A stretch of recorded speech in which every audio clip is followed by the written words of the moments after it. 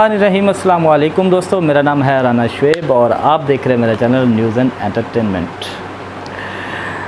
अच्छा नाज़रीन, हमने पाकिस्तान में देखा है कि टैक्स को बहुत बुरा समझा जाता है और ये ऐसे समझा जाता है जैसे ये कोई हुकूमती भत्ता हो।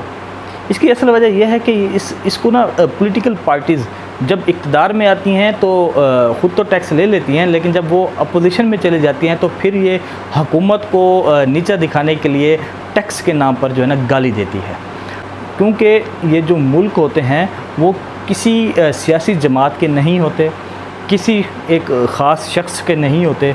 वो मुल्क जो होते हैं वो अवाम के होते हैं। अवाम उस मुल्क की मालिक होती है और वही उसकी रखवाली करती है।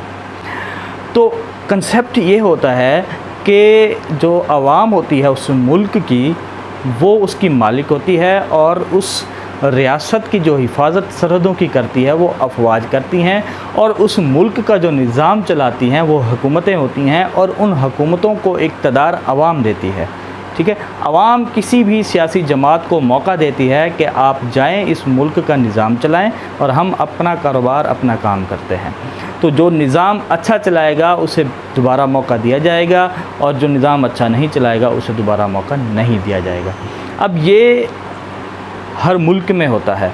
अवाम टैक्सेस देती है ताकि उनके मुल्क मज़बूत हों, तरक्की करें, और जो हुकूमतें हैं वो अपना अवाम पर पैसा ख़र्च करें, अपनी इनकम के मुताबिक जो है वो हुकूमत को टैक्स जमा करवाता है। लेकिन हमारे यहाँ ये है कि यहाँ पर आमदनी छुपाई जाती है। उसकी असल वजह यह है कि अवाम में ज़्यादातर ये पाया जाता है कि ये हुकूमत को टैक्स नहीं देना। समझाने की कोशिश ही नहीं की गई कि जो निज़ाम चलाए जाते हैं वो अवाम के टैक्स के पैसों के ज़रिए चलाए जाते हैं। अब जब अवाम जो कारोबार करती है, देखें जो तनख्वाहदार तबका होता है उसकी तनख्वाह डॉक्यूमेंटेड होती है, वो ट्रांजैक्शंस होती हैं, वो सामने नज़र आ जाती हैं कि इसकी इतनी आमदन हुई है, इस पर इतना टैक्स लगना चाहिए। लेकिन जो कारोबारी तबका है उनमें से बेशतर लोग ऐसे हैं, इंडस्ट्रियलिस्ट को छोड़कर, इंडस्ट्रीज़ जो हैं वो फिर भी डॉक्यूमेंटेड होती हैं, लेकिन ज़्यादातर जो ताजिर होते हैं या सर्विसेज जो देते हैं, जिस तरह वकला हैं, डॉक्टर्स हैं, या ज़राअत पेशा से जो ताल्लुक़ रखते हैं, या डीलर, प्रॉपर्टी डीलर हैं, या जो किरायादार हैं, जो मतलब किराया वसूल करते हैं, तो बहुत से आमदनी के ज़राए हैं जिनको डॉक्यूमेंटेड नहीं किया गया, और वो अपनी आमदनी को जानबूझकर हुकूमतों से छुपाते हैं कि कहीं टैक्स ना देना पड़े। तो अगर आप हुकूमत से एक्सपेक्ट करते हैं कि ये सड़क बनाई जाए, ये जो है स्कूल बनाया जाए, ये जनाब जी हॉस्पिटल बनाया जाए, और हमें जो है रिलीफ़ दिया जाए, तो ये रिलीफ़, ये पैकेजेस, ये तरक्याती काम तब होते हैं जब हम आवाम हुकूमत को टैक्सेस देते हैं। लेकिन इस हुकूमत पर नज़र रखना भी हम आवाम का काम होता है कि आया हमारे टैक्स का पैसा सही जगह पे ख़र्च हो रहा है कि नहीं। लेकिन टैक्स से अवॉइड नहीं करना चाहिए। ठीक है, अब हुकूमत कर ये रही है कि जितने भी दुकानदार हैं, होलसेलर हैं या रिटेलर हैं, अब इनकी सेल परचेज़ जो है वो डॉक्यूमेंटेड हो, कि जो रिटेलर अपनी दुकान में स्टॉक ला रहा है उसके पास भी कंप्यूटराइज्ड बिल हों, और आगे जब वो सेल करे तो उसके भी कंप्यूटराइज्ड बिल हों, ताकि जो चीज़ वो ख़रीद रहा है उसका हिसाब हो और आगे जितने की बेच रहा है उसका हिसाब हो। उसमें से जो उसकी इनकम प्रॉफिट की बनेगी वो उसकी डॉक्यूमेंटेड हो, और उसके दुकान के अखराजात निकाल के जो खालिस आमदनी हो रही है, 50,000 हो रही है, 70,000 हो रही है, या 1 लाख हो रही है, तो उस हिसाब से उसके ऊपर जो टैक्स बनता है वो अपना इनकम टैक्स जमा कराए। तो ये तभी मुमकिन होगा जब हम आवाम दुकानदारों से ये कहें कि हमें पक्की रसीद दी जाए। अब इससे होगा क्या? देखें, जब टैक्स की शरह अगर ज़्यादा है तो ये कम तब होगी जब टैक्स देने वालों की तादाद बढ़ जाएगी। अगर हम चाहते हैं कि टैक्स की शरह कम हो तो हमें टैक्स देने की आदत बनानी होगी। टैक्स नहीं देंगे तो मुल्क कैसे चलेगा?